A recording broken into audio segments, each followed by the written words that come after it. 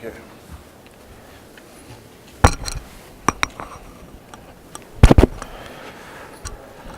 Good morning once again. Is it on? Okay, it's on. It's almost 9:30, but I think we need to start because looking at the program, it seems we don't have luxury of time to engage in our questions and answers. So we need to make sure that everybody speaks in terms of presenting their abstracts.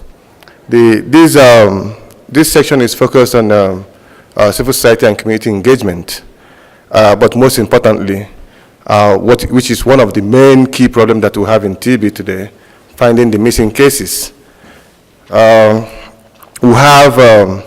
supposed to have 8 presenters, but it looks like we're going to be have 7 presentations instead of 8, which is good. At least we can manage the remaining 10 minutes for our question and answer. I know you are all, understand about the issue about finding the missing cases. Thank God, Global Fund, which is one of the biggest donors in TB, is critically looking at how we can find these missing cases.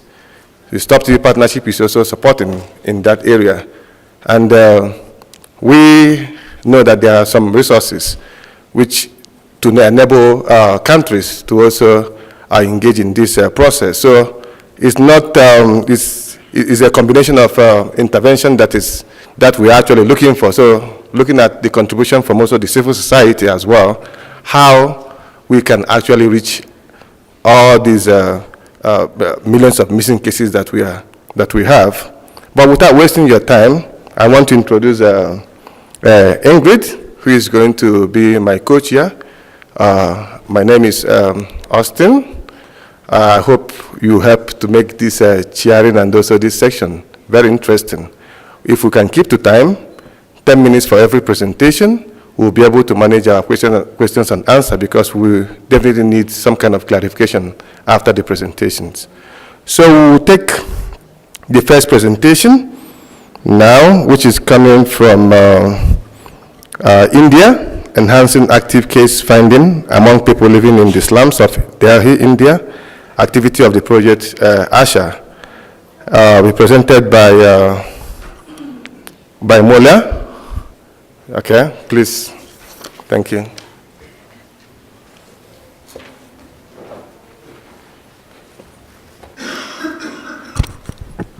Thank you. Good morning, everyone. My name is Anne-Marie, and I'm going to tell you about how we use data collection and analysis to improve active case finding. Okay, should I shift? Yes. Yeah. Okay. So, enhancing active case finding among people living in the slums of Delhi in India under the Union's project Axshya. That's where we are. And, a little bit about background. Project Axshya, which is Global Fund supported, is implemented by the Union in 285 districts of India and 40 urban sites in 19 states. And the main aim of Axshya project is to reach the unreached and thereby increase case notification and increase treatment adherence to improve outcomes among vulnerable and marginalized populations. So Humana People to People India, the organization in which I work, has been engaged in active case finding in the Axshya project. We call it Axshya Samvad, or a quick translation from Hindi, community-based case finding in selected slums across India, across Delhi, all the districts of Delhi, since 2016 May.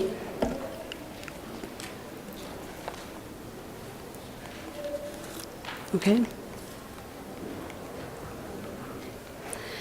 I'll quickly explain what we do in Axshya, the main activities.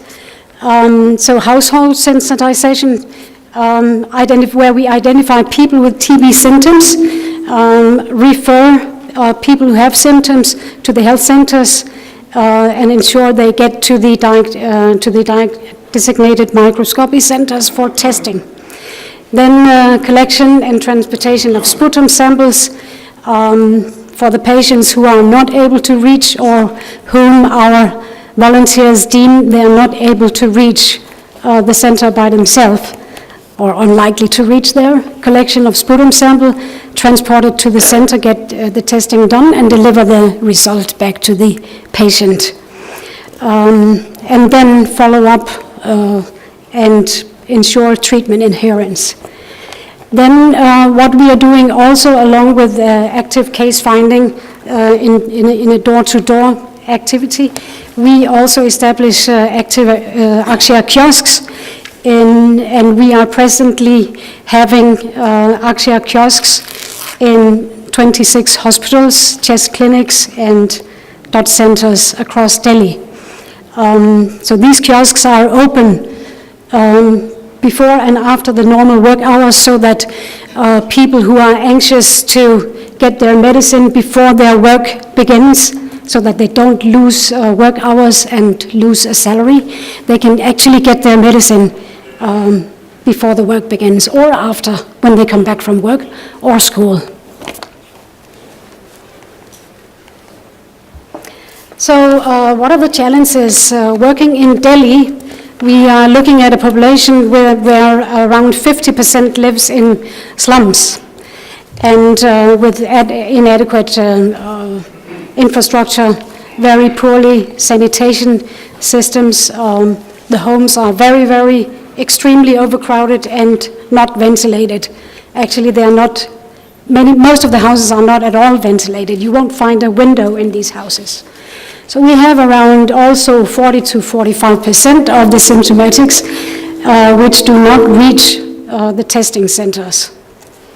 We also face the problem of incorrect treatment by unqualified health service providers in the slums, which often produce unfavorable outcomes and continued suffering for the patients.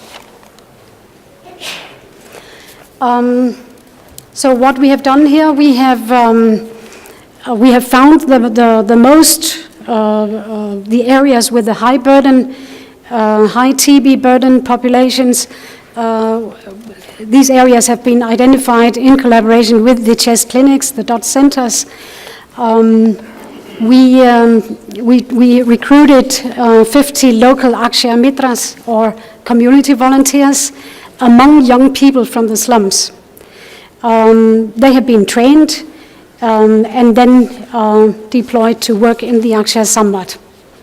So training, that means what are the symptoms that you have to look for when you are out talking to people in the slums. And then what to do if you find people with symptoms. How to talk to people, how to communicate with people on such a delicate matter as TB.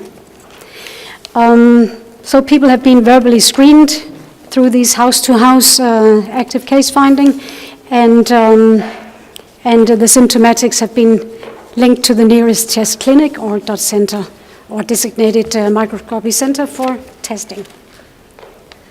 Some quick results over the first year that we found around 1.5 million people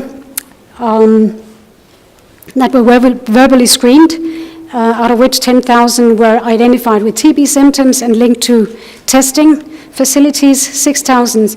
6,600 were tested, and we got 705 TB cases. Quickly over to the essential part, because now I'm going to tell about how we optimized the time, the results. So here are the indicators for monthly reporting. So every month we are reporting to the union's head office what are the results of the efforts that are being done in the field. Typically, these are the points that we look at how many households were visited. The households are also registered so that we know where the volunteers have been. Numbers of households approximately who have been reached. TB symptomatics identified, number of referrals to the testing centers, number of referrals that have actually reached. I said before that around 50% do not reach actually the microscopy centers for very many different reasons. Number of sputum collection that we have done and given to the testing centers, and the total number of people who got tested, and the total number of people who were diagnosed with TB of all forms. And of course, how many people were initiated, how many patients were initiated on treatment. Sorry. So here's our monitoring. So we quickly found out, we were sending our monthly figures to our monthly data to the union head office. We quickly found out that with such a huge target, we couldn't wait 1 month to see what is the outcome of our efforts. So we took it, we began to report, at least among ourselves. So we got weekly reports from the field team reporting on all these indicators that I told before. And so through this weekly, through tightening up our monitoring, we managed to actually increase our results very much. So the first thing is to go down to weekly reporting instead of monthly. That means it gives us a much more tight grip of the whole intervention. Next, the actions that helped us to increase the results. That was the sputum collection and transport. So we thereby we did not miss the cases that were tested. You run them. Yes, I'll try to wrap up. Continuous training of Axshya Mitras, the volunteers, to correct identification. That means you also have new volunteers coming in, but still it pays off to go for refresher trainings. When a person has been in the field for some time and you give a training again, the person can actually relate to the day-to-day situations in the field and learn from that also. So you had, again, so you can see from the first month, well, we don't look so much at the first month, but if we look at how we had improved from September, we actually, from September and 3 months down the line, we were almost doubling our results. And again in March, June, again, considerably, we had only to visit 313 households to find 1 patient. And when we came to August this year, we were down to finding 1 patient per 187 households. So a combination of very tight weekly monitoring instead of monthly.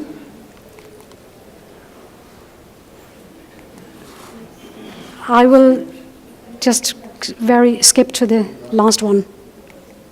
How come that it's reacting so? Okay. So lessons learned. It's important to build a team of good community volunteers through frequent result experience sharing.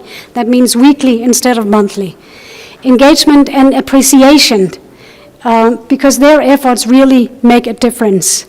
When a community volunteers really get the grip of what to do, how to talk with people in the field, how to get the result, this is very inspiring for this person. And you get,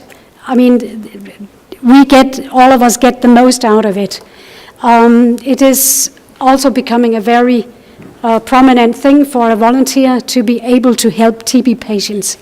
You need to select the most vulnerable populations where you are working, and so weekly data analysis at field and supervisory level, and using it for necessary decision making and corrective action is vital for achieving the desired results on a day-to-day basis. And I want to stress, when the project coordinator in the field has this tool in his hand, there is nothing that can stop him from being better and better and better. and finding out what to do. In the end, we are getting the results now from the field implementation team with their own comments on how did it go right, how come that we didn't get the right success, and what were the key elements in our success this week. And on a week-to-week basis, when we can comment on that back from the head office, it is worth gold. And let me tell you a last thing. In this process, we at the head office, we learn from the field implementation team because they tell us details. Can you use your question and answer time to say that? Thank you so much, Muela. Thank you. Thank you very much, and hopefully we can... Well, during the question and answer, maybe probably you can elaborate more on that. And the presentation is also available for downloading. Thank you. Probably I should have just shut my mouth, like informing you that one person is not available to present, so that we all manage the time well. Please, let's try to stick to time so that we'll have time for question and answer. Let me invite Dr. Sefa to present on intervention led to improved a contribution of community tuberculosis care to tuberculosis cases notification in 2 regions of Ethiopia. He is presenting on, you have the floor, please. Thank you. Thank you.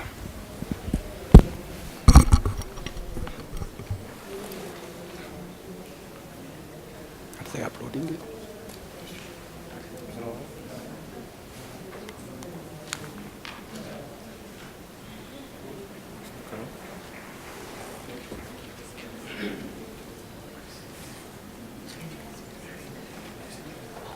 Yeah, got it.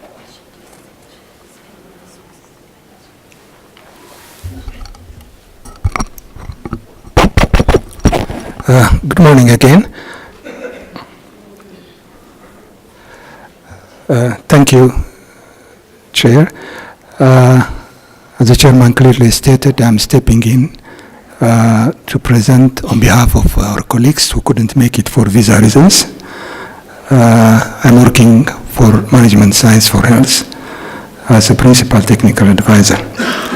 So we have the Challenge TB project in Ethiopia, where interventions led to improved contribution of community TB care to tuberculosis care notification in 2 regions of Ethiopia.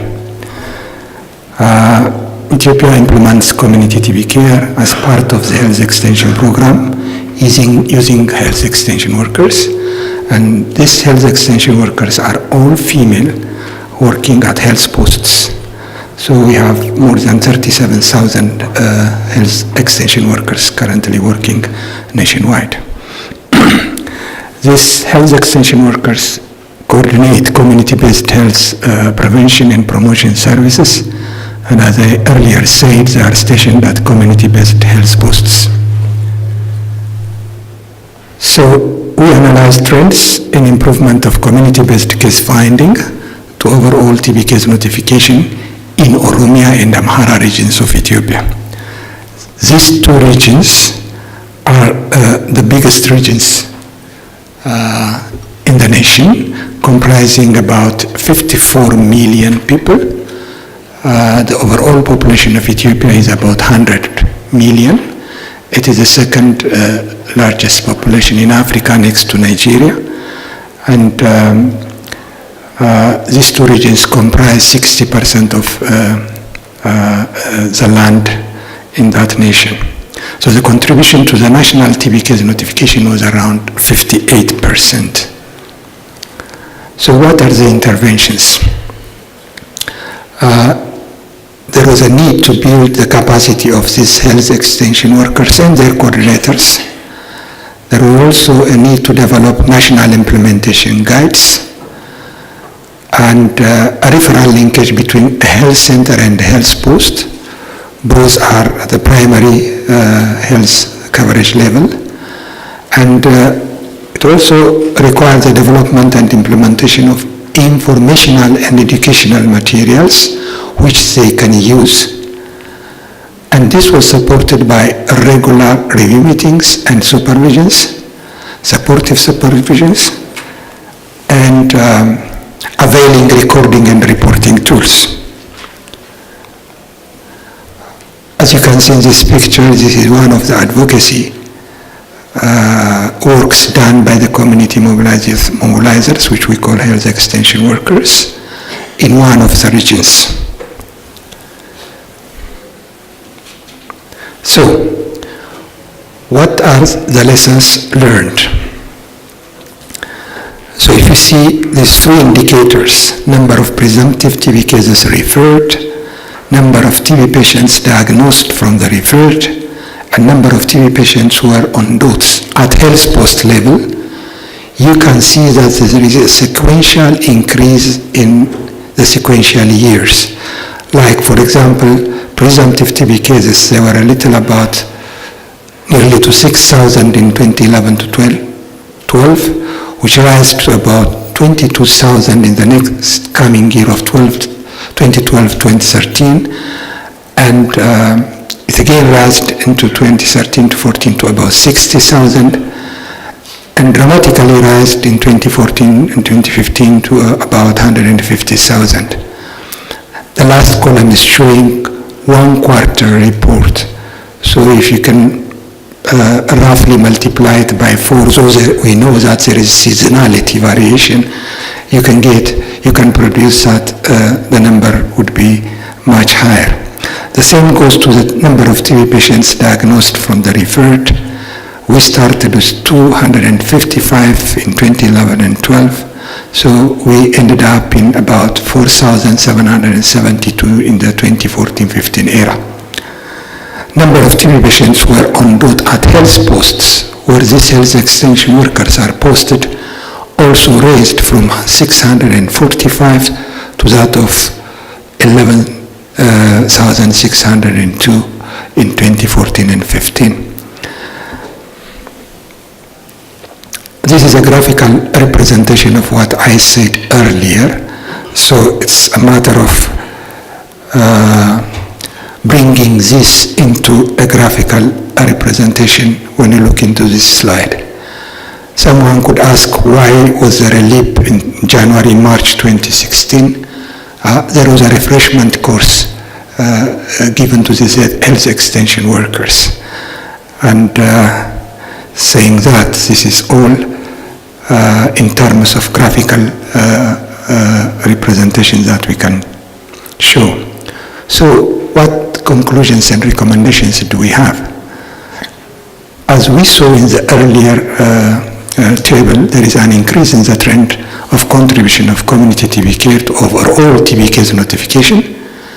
So we are suggesting that more effort is needed to further strengthen the referral linkage of presumptive TB cases between the health posts and health facilities. I thank you.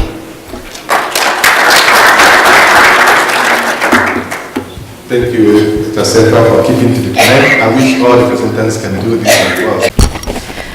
Thank you, Chair. Assalamu alaikum and very good morning to everybody. I am Dr. Iram Fatma from Pakistan, representing Mercy Corps.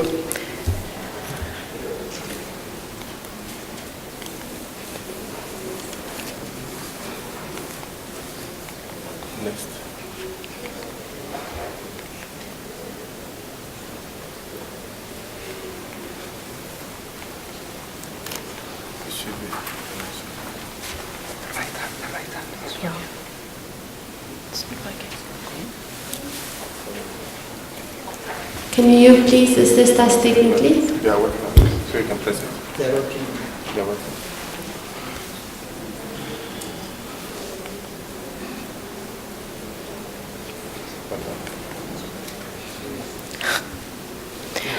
Okay, so the piece has already been said in the WHO symposium, and then the TB Reach and the Global Fund. It's all about finding the missing TB cases. So I'll be just telling you about finding missing TB cases through outreach camps in peri-urban and rural areas of Pakistan. I'm from Mexico, so I would like a brief introduction of the organization, that it is working in Pakistan since 1986, and mostly addressing the public health, MNCH and infectious diseases related thing, resilience, emergency response during earthquake and floods, and working on WASH, economic development, and youth programs. And we are almost covering 54% of the districts of Pakistan, either directly or through partners. And as far as our TB work is concerned, we are working as the principal recipient under the Global Fund grant, and we are working since 2007 in Pakistan, and currently for this Global Fund grant, and currently we are working with the private sector across 75 districts. As you know, that Pakistan is the 5th highest TB burden in the world, and each year more than 500,000 people develop TB in the country. Pakistan notified around 356,000 cases in the year 2016, so that makes around 30% of the cases that remain potentially undiagnosed and untreated. So these missing TB cases are a cause of great concern, as you know that mostly they face a long delay before they are diagnosed, or they are not properly diagnosed, or if diagnosed, they don't receive quality care. Around 68% of our population, it lives in the rural areas, and that has limited or no access to information, diagnosis, and treatment of TB services. Active case finding through outreach chest camp is a strategy to identify and treat TB patients who would otherwise have been left undiagnosed and untreated. The intervention was carried out to see the yield of conventional chest camps conducted by Mercy Corps in 75 districts across Pakistan in the year 2016. This was under Global Fund grant, and before we actually conduct a chest camp, there are a series of activities that we do. First of all is the mapping. Campsites were selected by mapping the areas based on available data from the district. It is done in close coordination with the district TB coordinator and our field staff, and we identify the areas where most of the cases are coming, the hotspots basically, and we discuss with the district TB coordinator and then mark the area that where this camp has to be conducted. And before the actual chest camp, we do some activities. This is like meeting with the area notables, and then awareness raising in that community. Awareness raising is basically done to ensure maximum participation from the community. Basically, in the community session, we tell the community about the symptoms of TB and where they will reach in case they have those symptoms, and when the chest camp will be conducted, so that we can have maximum participation from the community and be evaluated in the chest camp. And other important thing that we did was that we had a publicity 3 to 5 days prior to the camp, and this publicity was done like having banners at the popular site in that community, plus announcement through the mosques 3 to 5 days prior to that camp. Now the actual chest camp, that how it was conducted. Basically the camps were arranged by the Mercy Corps field staff and a private healthcare provider who is already enrolled in the PPM program, along with the lab technician from the private lab, and volunteers from the community were also involved. As far as the private healthcare provider, sometimes we had to take someone from the government who is already trained on TB dots. All the provider and the lab technician, they were trained on TB dots who were taken to these camps. The doctor would identify the presumptive case there during the camp and then refer them for microscopy. On the spot, sputum samples were collected, and then these samples were transported to the PPM labs. The morning sample, they were collected by the volunteers that we engaged, and it was transported either by the volunteers to the lab or by the Mercy Corps field staff took the samples to the nearest lab so that it can be tested. After getting the results, the patients were contacted. In case of a positive result, they were facilitated for registration at the private provider, and in case of a negative result, they were also facilitated for clinical evaluation with the private provider, and so if suggestive of TB, they would be registered with the private healthcare provider. Okay, it's just the graphical representation that how we proceed, site selection, meeting with notables, gathering publicity, then actual chest camp, and then patient registered at the nearest selected private healthcare provider. Now the results. From January to December year 2016, we conducted around 442 camps, and the community members who participated in the camps were 29,638. Out of these, 53% were male and 47% were females. And all forms of TB cases registered through these camps is 1,079, in which 616, that is around 57% were male, and 463 were female, that makes around 43% of the cases. Now the average yield of the camp was 2.4 cases per camp, and the range varied from 0 case to 14 cases. And the area in which we got these high number of cases are mostly in southern Punjab and upper Sindh, which are very rural areas and they have very limited access to health services. It's another age and sex-wise breakup of all type cases registered through these camps, and as you can see that mostly the cases are between, you can see that it is from the age group 20 to 49. The maximum cases were around 70%, they are from this group, and we also got around 8% of children from these camps who got registered. Now the conclusion and the key recommendations. The result clearly show that outreach camp is an effective strategy to find missing TB cases, and it can help in finding the missing TB cases among the population having limited or no access to quality healthcare services. And it also shows that if community notables are involved, we can have fruitful participation from the community, because we also saw that in some areas the community notables, they provided their own houses. They had, big like farmhouses, so they provided that area for even the community gatherings, and sometimes they would also volunteer that for a big chest camp in their own houses. So that was a really big support from the community notables. And it also demonstrates that awareness raising can lead to a positive health-seeking behavior, and health can result in early diagnosis. And as just I mentioned that we almost got around 47% of females. So, community awareness and involving the notables, so it really increased community participation for men and women both. And our recommendation is that if rapid diagnostic are used, there will be on-the-spot diagnosis, and the further delay in diagnosis could be avoided. As you see that, because we conduct a camp and then we send the sample and then the results come, and it takes around like 5 to 6 days for the whole process. But if we have on-the-spot diagnosis, we can immediately diagnose the patient and register them. Before I end, I just wanted to show this slide. It was taken on this World TB Day. It is Stop TB in My Lifetime, and what is written in my native language, I would just translate it for you, and it goes with the theme of Union Conference as well, that we are hopeful and we are moving every step so that we can have a TB-free Pakistan. Thank you very much. Thank you, Doctor.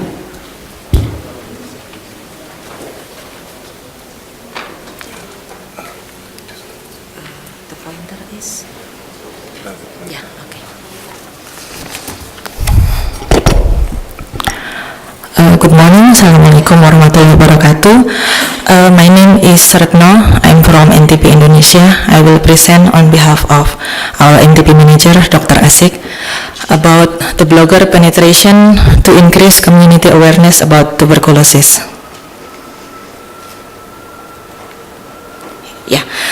This is as a background, the TB burden in Indonesia according to Global TB Report 2016. In 2014, the treatment success of drug-sensitive TB was 84%, with MDR-TB 51% and XDR-TB is 40%. According to this document also, around 1 million people fell in with TB in 2015. However, we only be able to find 32% cases. It means that there is around 68% of the missing cases in the country. And as you know that TB is the second largest, highest TB burden country in the world, and we have 32,000 people developed MDR-TB in 2015, and also only 1 out of 7 MDR-TB patient notified among the MDR-TB patient among notified TB patient. And we also have 78 people living with HIV who developed TB, with around 26,000 associated deaths in 2015.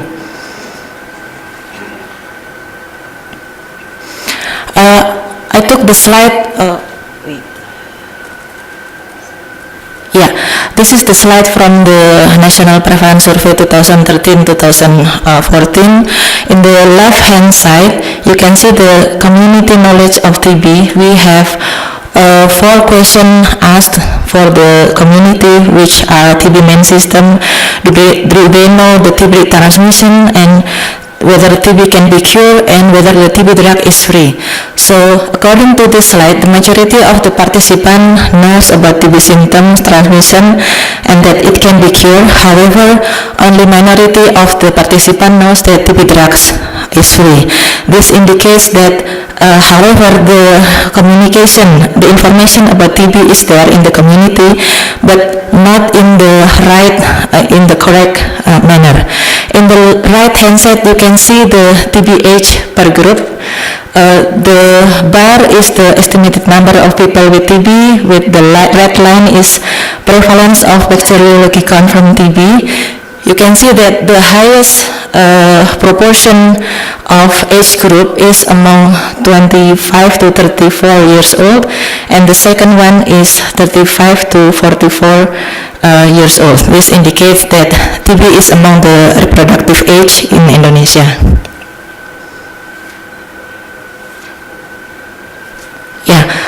We took the slide from the internet. This is the internet use of Indonesia. We see that in the left-hand side, there are highly increased number of people accessing the internet since 1999 to 2016. And in the right-hand side, this is related to the previous slide, that the highest internet user by age is in this age, 25 to 34, and also this is the second higher, and then 35 to 44 is the highest proportion of internet user. So there is also estimation of 20 million active blogger in Indonesia.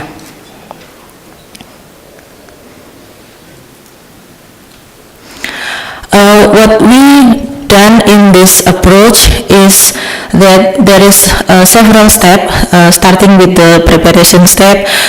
We established the steering committee and also identify the blogger community, engage the Center of Public Communication of Ministry of Health.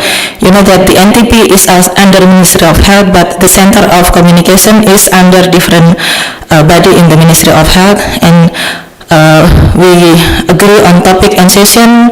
We define what is the judge team and set the timeline. The second step is the intervention, when we held the invitation to blogger community, did the workshop, site visit, and also meet the patient and healthcare worker, and development of TB fact sheet. And the third step is the penetration, where blogger upload their series of writing and videos on blog, Facebook, Twitter, YouTube, or whatever social media they have. We have 8 series with different topics for 2 weeks starting in March to July 2014. This is a picture from the workshop that we had in 2014. You can see also that we gave them laptop, cell phone as an incentive. As the outcome of this approach is there are total of 279 bloggers from 26 out of 34 provinces were engaged, and there are 579 articles about TB were published in social media, and more than 2.5 million social media user exposed to TB during the 16 weeks period in 2014. And we also continue this approach during 2014 up to 2017. We have also blog competition, blogger workshop, and also field visit.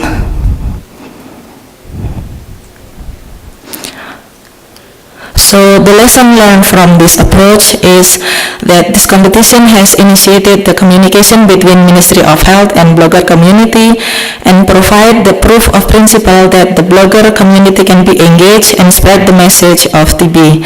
The second one is social media should be part of media intervention to increase community awareness about TB, particularly among the age group with the highest burden of TB, which is the reproductive age. And then the last one is further evaluation of media intervention is needed to design strategies that make full use of its potential for impact. Thank you. Okay. So again, good morning all of you. So myself, I'm Graham Malik, the technical consultant working with the Union Southeast Asia Office, New Delhi. And my topic over here will be a very interesting part, like a huge force, health provider force, engaged in the day-to-day affairs of the deceased or the people, those who are affected with different diseases. They have not been systematically involved in the process of getting to cure. So we have addressed, even Government of India is also trying to put them along in the bigger plan. So the community pharmacists, those who have around 1 million in the country, those who are present, but not have been systematically, scientifically and structurally, not been involved in the program. So that is my topic basically. So to start with, so this is a title, as you know, the active TB case finding, but actually this is not the active case finding. I will talk about more about the missing 3 million population, how this is linked to the active case finding, retrieving the missing cases. So my topic over here is the community pharmacists in the revised National TB Control Program in India, which has enhanced the TB detection and increased the outreach of directly observed treatment core services in a district called Durg in a central Indian state, Chhattisgarh in India. I'll show the just locational map for the district is there. You can see this is India and this is Chhattisgarh, this portion. And in the Chhattisgarh we have 27 districts, and this is the district I'm talking, that this has actually taken the lead for rest 26 districts of their performance, how they have also replicated because of this thing. So the background, you go to the background and challenges of implementation. As you know, we are the highest burden TB in the world, that accounts for the 4.3 million gap. Gap here means the incident and the notified TB cases. As you can see, the three major countries, India, Indonesia, and Nigeria, who account for the maximum cases of these missing cases, these 4.3 million cases.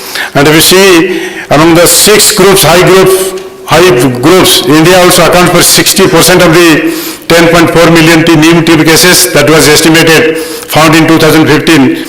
While unnotified cases continue to pose a major challenge along with multi-drug resistance. So this is the scenario.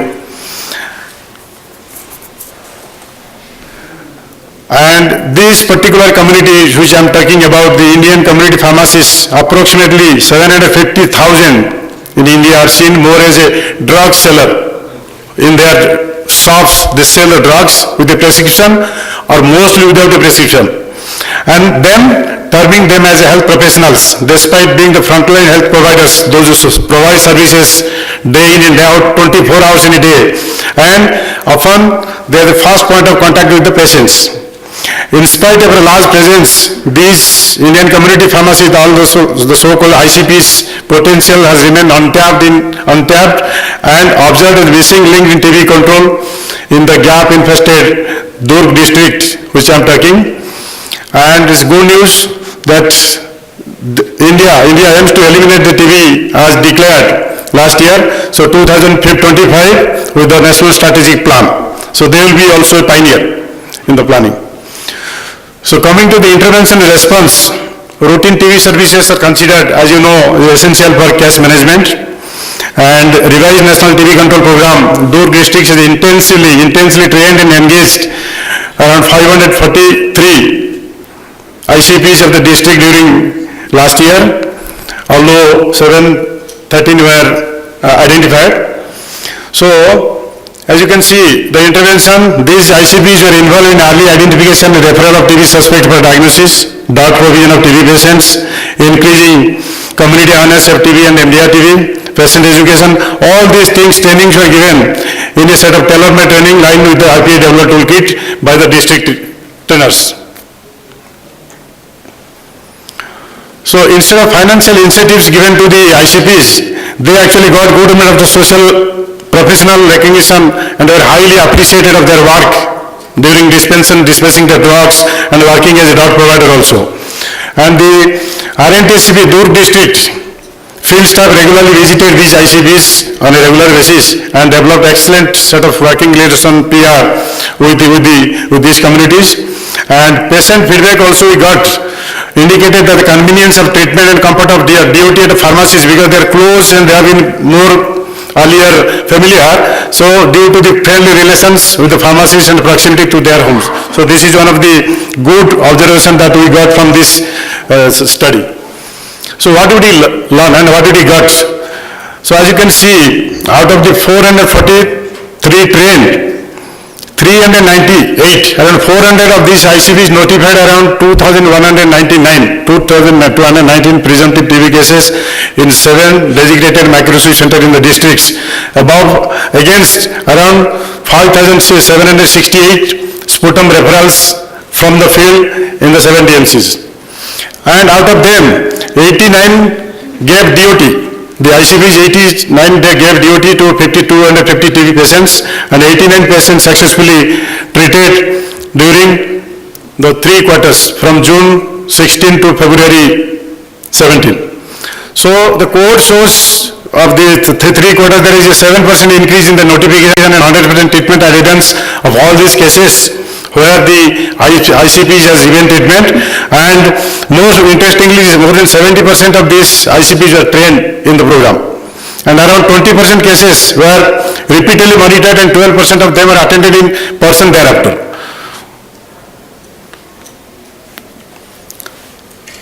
So to conclude, this Indian community pharmacists played a key and meaningful role in fight against TB. This is granted and ensured. The intervention evidenced increased training in case detection, increased outreach of DOT services in the community. To scale up a structured initiative involving the ICPs will have huge potential to make significant impact in TB control in India and also beyond. Finally, capacity building and skill enhancement of the ICPs has helped in reorienting their role from drug vendors to a skillful human health resource. That I put in my first slide. So there are drug vendors, treated as drug vendors. So now they are a professional set of skillful human health and giving DOT and also serving the people in TB. The role of ICPs in RNTCP will be very useful for improving universal access to TB care. And finally, as I told you, Government of India, the national program is planning to massively engage these community pharmacists in the country in the 2018-25 prospective national strategic plan, which is coming up from next year, and we hope that these ICPs will be of great help and support to the program. So these are some of the snapshots. You can see how the chest physician in the Durg districts is imparting training to the pharmacists in different sessions about TB cause and what is the role, responsibilities. Here you can see some of the pharmacies, staffs, how they're interacting during the course of treatment, some difficulties finding in the field. So that's it. Thank you.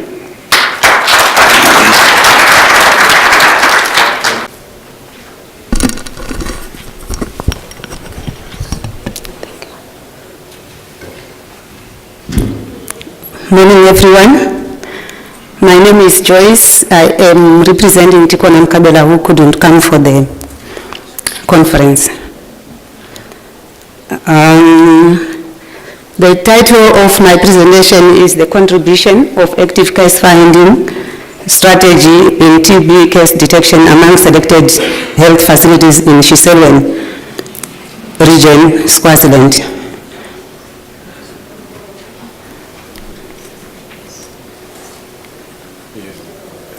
Okay. My background, Swaziland has the highest HIV prevalence of 27% worldwide, and the TB incidence is currently at 556 per 100,000. TB HIV co-infection is at 70%, and this is the country is embedded in South Africa. When you look at the African map, it looks like a dot.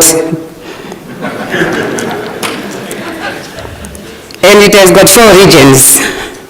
I will talk about the last region, this one. That's where this study was conducted, although the active case finding encompasses the whole country. Mortality rate currently stands at 14% and 18% for DSTB and DRTB respectively. Before, passive active case finding was the principal standard approach for Swaziland, although we intensified case finding by making sure that every entry point within the facility, people are screened. However, in 210, there was a progressive decline in case notification, and case detection was at 60%, which implied that 40% of cases were still missing.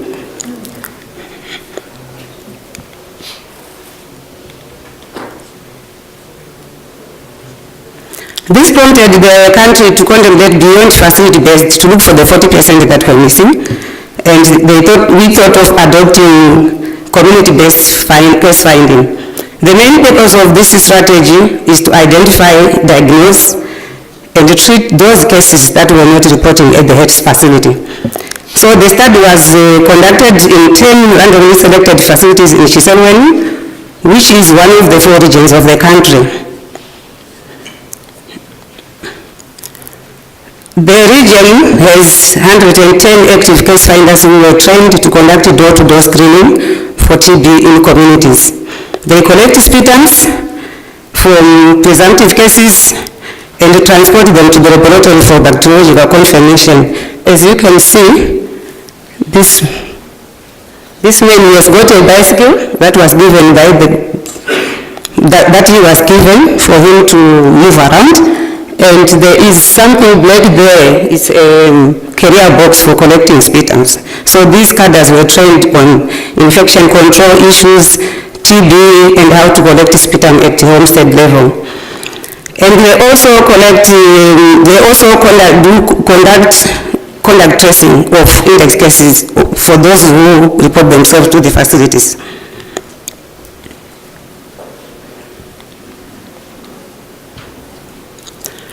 Methodology, presumptive cases who cannot expectorate when they go door to door, they refer them for further management. And active case finding, this study was done from July to February, July 2016 to February. So what we did was to ask the active case finders. The active case finders are given stickers because we use paper-based registers. So when they identify a patient, they send the sample, they collect the sample, the result from the lab to the patient, and tell the patient to go for initiation. So we asked the active case finders to identify their cases using stickers so that we delineate community cases and facility-based cases. So we did a physical count, and these are the results from the 10 facilities. Sorry.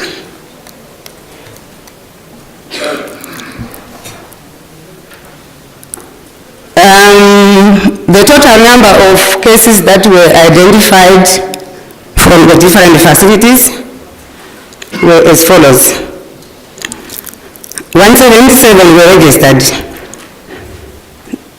And out of those 177, 59% were from active case finders, which contributed to 33%.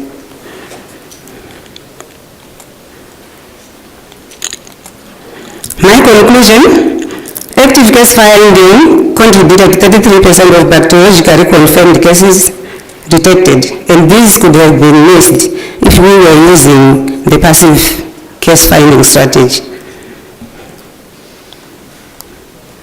I acknowledge the following organizations: the NTCP, the University of South Africa, where I am a student, KMCV, and University of KwaZulu-Natal. Thank you. Andy, next, you got you next, and yeah, thank you. Approach the mic. The mic is over here. It's me? No, Andy. Okay, you are. Yes, this one. Please, you have to be concise with your question. Thank you for the chance. My question is for my Ethiopian colleagues. I just saw his presentation is very nice, but I have some issues related to that presentation. The first one is, I've got a chance to visit some of the the sites because I'm a member of oversight committee in the Global Fund. So the contribution of health extension worker, especially in the urban setting, in most of health centers, that's almost zero. So I was really concerned about that because the presentation says there is an increase. The other one is from your presentation, you present the last quarters. Last year we got a chance to identify more than 135,000 TB cases. The contribution of health extension workers is less than 10,000, which is not 24%, which is less than 10%, not 24%. So from your conclusion, you just said that strengthening the health extension worker can resolve this issue. I do have a concern, secondly, because the health extension workers, they already overloaded. They already tried to address 14-15 package, the maternal and child health and different nutrition, hygiene, and any other things. So don't you think that any other intervention other than the health extension worker is urgently needed in the country, and especially in Ethiopia? Because the health extension workers from my side, they do have immense contribution, but in terms of identifying TB cases, I can see there are in slums, in highly populated areas, they refer, I can say zero. So how can you just say that even while we miss one third of TB cases, we just say that we are efficient, we have to strengthen. From my side, I think there are some initiatives needed, other intervention, especially included other civil society and other community involvement has to be focused. If you have any suggestion regarding that, thank you for the chat. Thank you, Andy. Please approach the mic. Thank you very much. I'm Dr. Hadi from Pakistan, and I have 3 questions, 2 from India, 1 from Ethiopia. The first question is regarding the intervention in slums. As the President has said, that it's the highly vulnerable population, and but we couldn't see, or I would like to know, the use of the rapid diagnostic tests for WHO recommended tests like Gene Expert in that population. Did you use Gene Expert for testing those presumptives from the slums? India. Thank you. I have 2 more questions. Okay, so should I ask all the questions? Just ask your question. They will take Okay. you after the whole round of questions. The second question is from Ethiopia. Excellently used the community health workers. I appreciate that. But I would like to know about the incentives given to those community health workers or not, or simple appreciation as well. So because we are heading towards engaging 100,000 community health workers in Pakistan. The third question, which is very, very interesting presentation from India regarding pharmacist engagement, a very well needed intervention. But I would like to know about the situation of sale of anti-TB drugs in the private market and how you manage the economical interests of the pharmacists by engaging them without incentives. Just appreciation was given to them and they contributed a huge number of cases. And the contribution was like the high percentage of presumptives were diagnosed as TB, like 50% of the presumptives were diagnosed as TB.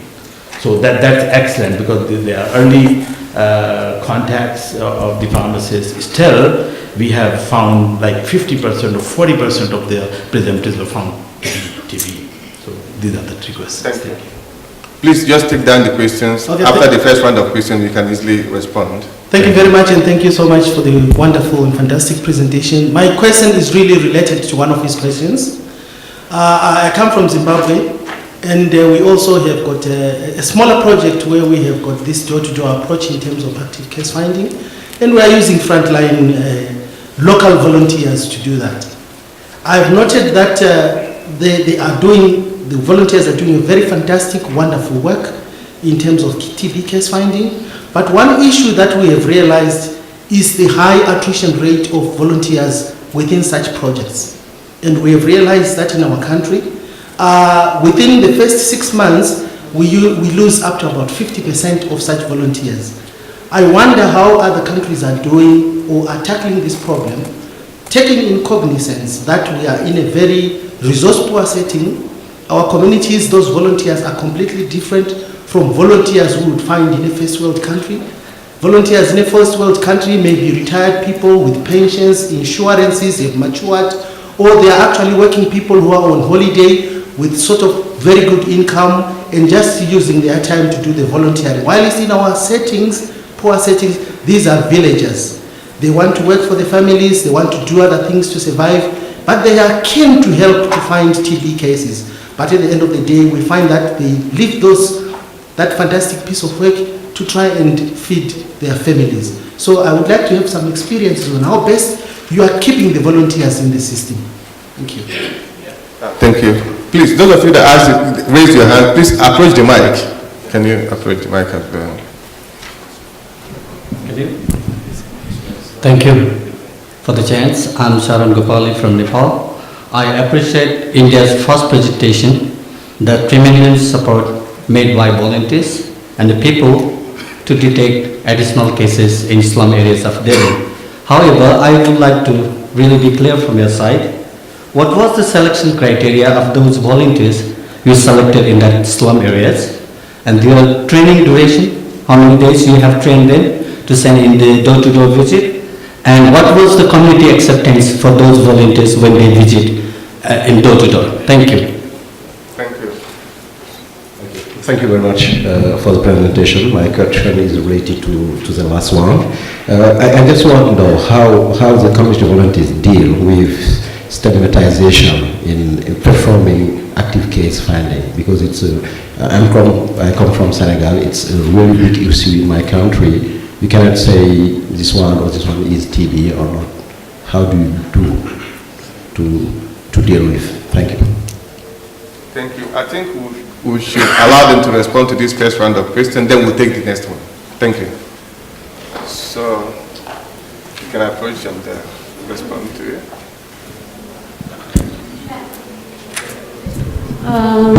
First question was gene expert used. It's not our decision whether gene expert is used or not. I know that the most common procedure is that all the TB symptomatics, they are referred to the designated microscopy centers, which we find all over the city of Delhi, in chest clinics, in larger hospitals, in small dot centers, etc. So that's where the most, 90% of the tests are done in LED microscopes. That was about the gene experts. And then we have also linked, we have had volunteers out in the ART centers in Delhi and transporting sputum samples to hospitals with the CBNet, with gene experts. Can I ask? Yes, just answer the question. The next one about losing volunteers or retaining volunteers.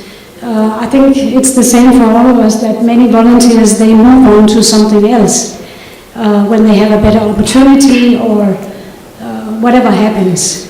Somebody may need to support their family and cannot continue. But one thing which we have found is essential. That is the involvement of the volunteers. That is the sharing, the weekly meetings and sharing of results, and also appreciating the work. So we are using a system of giving a prize to the one who are actually finding most TB patients. It's inspiring for the volunteers, and it's good for whenever we are part of something bigger, a larger project. It's a very it's good to know that you are contributing to something large, that your little contribution or your few patients that you have found, they are part of the 1,000 something that we together have found this month or this half year. And the selection criteria, then again, we also become better. Can I yes. just respond? Let's not do another presentation, just respond a few things Okay. so that we'll have All right. Selection criteria of the community volunteers. That was the next question. So in our case, we have been working in slums of Delhi in many different projects over the last many years, and we had already contact to many. So we did from by word of mouth find somebody, send the word out to our projects, our ongoing projects. We need community volunteers. Please see if you can find somebody in your project area who would be interested. And so that's how.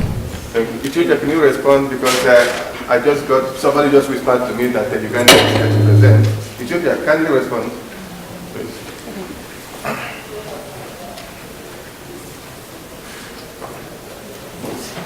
It's not. You can use it.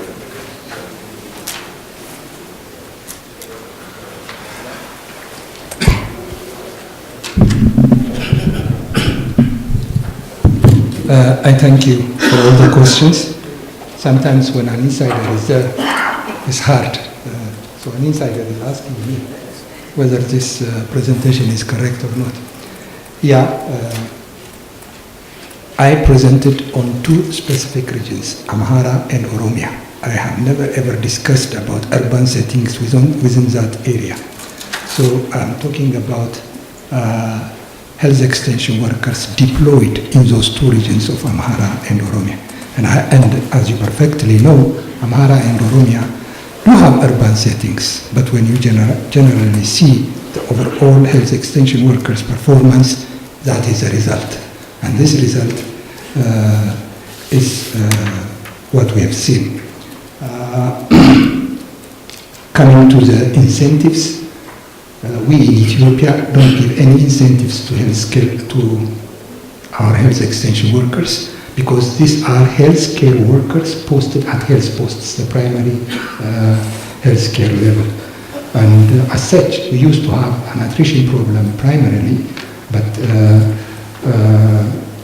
the carrier structure had been reorganized in such a way that these health extension workers would end up to be like nurses, further education and the like. So as such, there is no monetary incentives, but in the academic career, once they serve a year or two, they are all welcome once to apply for an upper level to work in health centers. I hope that answers your questions. So in a conclusion, health extension workers to our condition are not volunteers. I hope I have addressed your questions. Thank you. Thank you. Can I ask yeah, I'm coming. Uganda is here now because it was also engaged in another. We'll just give him 5 minutes to present, and then we can continue responding to the questions, please. So, Luca, please, we have only 5 minutes. it would be unfair for me not to allow you to present after traveling all the way from Uganda to... Okay. Yes, so...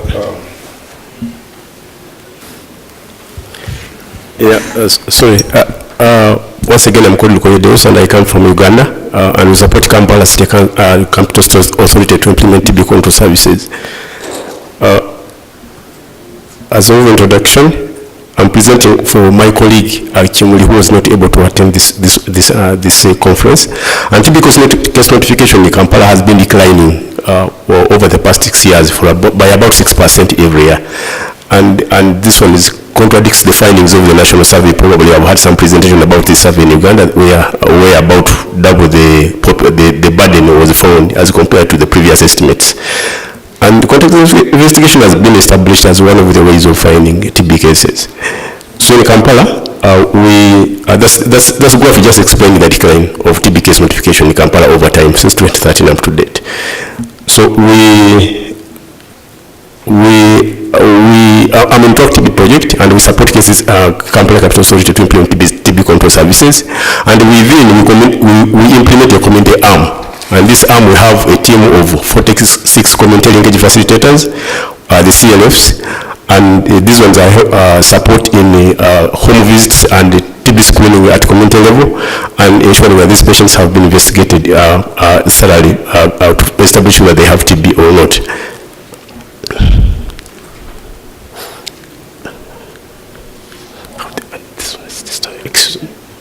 So we supported the community linkage facilitators with TB screening tools, contact tracing registers, and other items for sputum collection in the community. When they find these patients, they are able to collect sputum and they have the sputum transported to the facilities for diagnosis. And through these visits, each community linkage facilitator every month is expected to visit around 13 patients. And to evaluate what they are doing, we kind of arrange monthly meetings to ensure, to kind of monitor what they are doing. So when we carried out TB contact investigation over time, we realized that over the 2 years of implementation, we were able to add 500 TB patients who others would have been missed if contact investigation was not carried out, or who would have been diagnosed late. And that graph shows that the red graph shows how the trend should have been if contact investigation was not done, and the upper graph represents what the contribution of contact investigation has been. Much as there is a decline, you realize that the decline in the upper graph is less than the lower graph because of this intervention. So in conclusion, we find out that contact investigation improved TB case notification by around 8% in Kampala City, much as it was not able to offset the entire decline in notification of around 14% over this period. But somehow we do realize that it is kind of able to counteract that decline, and this decline might have been high if this intervention has not been undertaken. So we kind of recommend strengthening this intervention in this city to be able to maybe offset the decline notification to match with what we expect to be the case, the TB cases in Kampala. Thank you very much. Thank you. Thank you so much. Doing this presentation in 3 minutes is so awesome for me. So let's continue with responding to the question. India, can you respond? And yeah, so I think in his the single question he has pointed to issues. One is that how the shared pharmacists have been compensated against the service, and number two, whether private TB drugs are sold or not. To reply to the first question is that how they are compensated. Actually, I think I also mentioned in the presentation, actually this is not a compulsion for all the, I think there are some around 1,000 odd pharmacists, those who are listed as per the unions, there are pharmacy unions in the district. From them, only around 398 people volunteer that will be participating in this process. Train around 500 something and around 400 people were interested. So they were requested that they should be also a part of this thing. So this was a sort of like agreement between the RNTCP district system and these people. Number two, before doing this, as I told you, there is around 1,750,000 pharmacies available in the entire country, and there is a strong pharmacy union at the district level, block level and the national level. So there is also a communication with the government that they will also participate in principle in TV services. So that is the thing. So that way, if you can see, as I mentioned in the last slide, in conclusion, that most of these then are pleased, happy that they are providing services in addition to the other thing. Although they do 99% business in the other thing, here they contribute 1% as a social service. So this is one of the costing part. So still, I agree, this is a genuine question. And now because this is an intervention, just 9 months intervention, and we have to see how this is responding. But I will tell you one thing, this 9 months intervention, you see, this number as I got, so this is being increased, lot many people are interested now to get involved. Because they also, through this process, they get to sell their other drugs and all that. So that is one way increasing their business. This gives a scope to increase the business. So coming up to number 2, yeah. So there are a lot of, I think, couple of communications from Government of India from the national program regarding available of government drugs, HRGD, INH, rifampicin, ethambutol and pyrizinamide. So it is plentifully available. In spite of plenty availability of these drugs everywhere, including the public health facilities, still we encourage the private providers, private healthcare providers, they can go for their private medicines, prescriptions. But the condition is that they have to report through the Axshya. That means whether they get in the public or private, they should be reported. In that case, whether it is a private treatment or is a drug treatment, so they are included in your database. The immunity tests are there. So I think I have answered your question into. Thank you. Just I wanted to know about what the number of courses sold in the private market. I think what we should do probably after this, you can always have a chat. Swaziland, we wanted to respond so that we can take another set of questions before, because we have just 10 minutes. Please, thank you. Thank you. I want to respond on the attrition rate. As for Swaziland, we are a kingdom, and we didn't choose the active case finders ourselves. We asked the chiefs to select the active case finders. So when an active case finder is chosen by that king, they want to pay allegiance and they want to be accountable. They don't just live. Of course, we have those who live. And our selection criteria is for those who are not going to school, who do not have good qualifications, so they are always there. And additionally, we give them a stipend. So if they find a greener pasture, it will be something above the stipend that we give to the volunteers.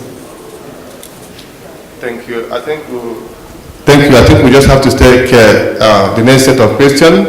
I'll give to my coach here to moderate that, because you also have a question to ask. So let's take. Please approach the stand, then you can start with the questions. Let's take new person. Please, I don't want thank you so much for the great presentations. I just wanted to comment on the Indian presentation. I noted that they screened quite a lot, 400,000, and only picked about 700 patients. Meaning that you need to screen about 600 to find one case. Then in contrast, Ethiopia, it seems you need about 27 to find one case. I was interested in knowing the yield for India in comparison in terms of the back confirmed cases. How did that differ? Thank you.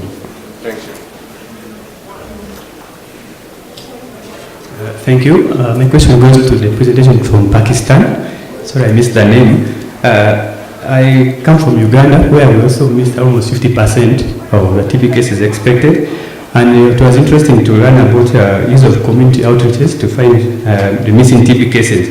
I've known this intervention as a costly intervention, given the number needed to screen to find the TB cases. So I would like to know how you define the target group for this intervention, and from the results you presented, what were the number needed to screen to find a TB case, so that we know if this intervention was cost effective? Thank you. You have a question? Yes. While you are walking, my question is for Indonesia. Isn't there a danger if people are spreading information on social media to, if someone is not reviewing this information, what is the sources? Did someone review the accuracy of the information that was given out? Okay. Let's take the last one so that we can respond to the... Thank you. I would like to appreciate the presenters. Two questions, one for Indonesia and one for Swaziland. Very concise. Yeah, using bloggers, we would like to take this innovative idea to our localities. So is the project planning at the end of the day to see the outcome? What change this using bloggers has brought to that country? Like in the coming 2 years or 3 years, do you have that plan? I hope my question is clear, because in the change of knowledge, attitude and practice of people, we ought to know that. Swaziland, another great presentation. I just wanted to know the turnaround time, because you are, I guess you are using crude sputum transportation. You are not fixing it. So in what turnaround time is it reaching the facilities, your sputum? I thank you. So if the question is burning, can you ask the question? If you have a question? I have a question, and there was a question query from the General House that... okay, we'll just respond to the question, then we can hand over to Pakistan to respond as well. No, this was not for the question. I'm just asking you for, can I answer the query which was raised before? What query was that? I think past question Okay, just respond to it. If somebody can just repeat the question, because I wasn't here, so sorry. Like, I'm Dr. Sudeep from India, and this was in regard to the query which was raised for the ANS presentation for the urban slum in Delhi. Or you can probably after this you can have time to have a chat. Sure. Can you, Pakistan, can you respond to it, because we just have less than 5 minutes. If you can respond to the question now. Approach the mic, because they are recording the section. Use the mic.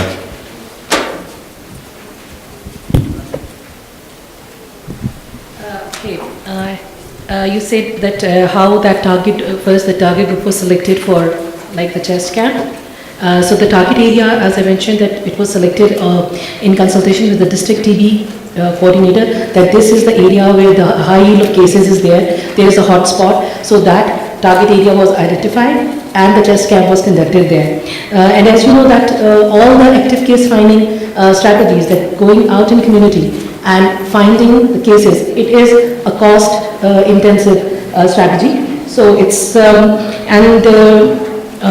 the cost is not that high. I think I can...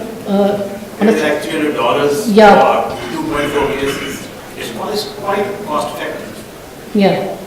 It's, but another thing that around 3.5%, we screened like 29,000 community members, and we got 1,079 cases. That is around like 3.5%, and that's what the yield we see in a hospital-based setting as well, that we get around like 3% cases from the general OPD. So it's close to that, not a bad yield, but and also not that costly. Yeah, it's around like $150 per patient, involving all the 3 activities.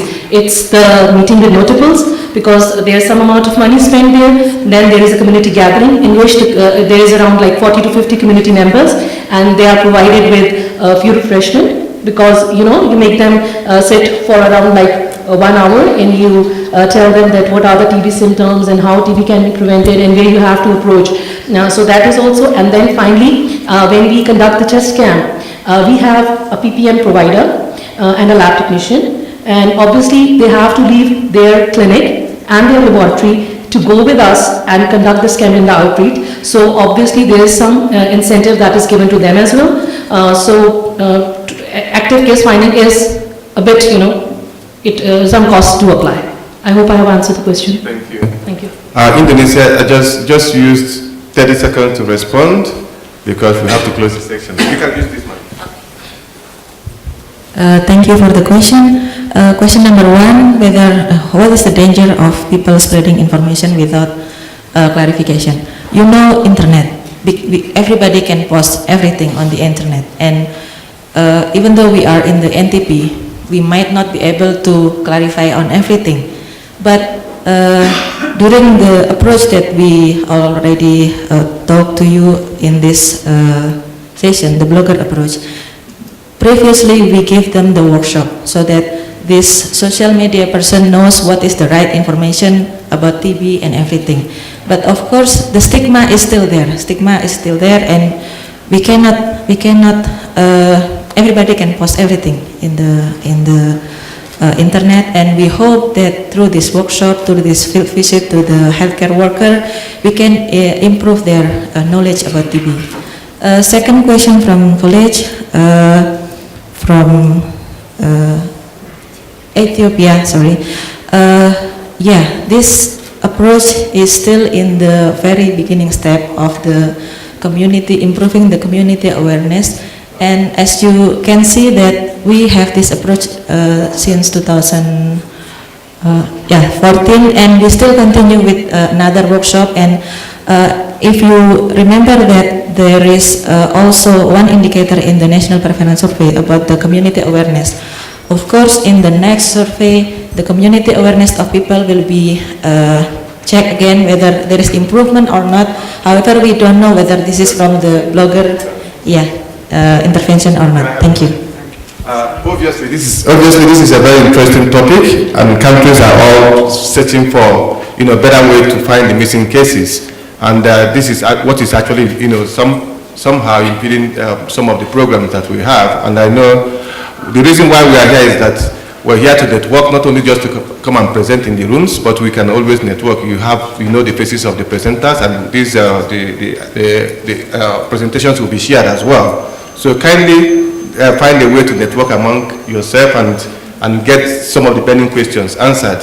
This is quite an interesting section, I must say.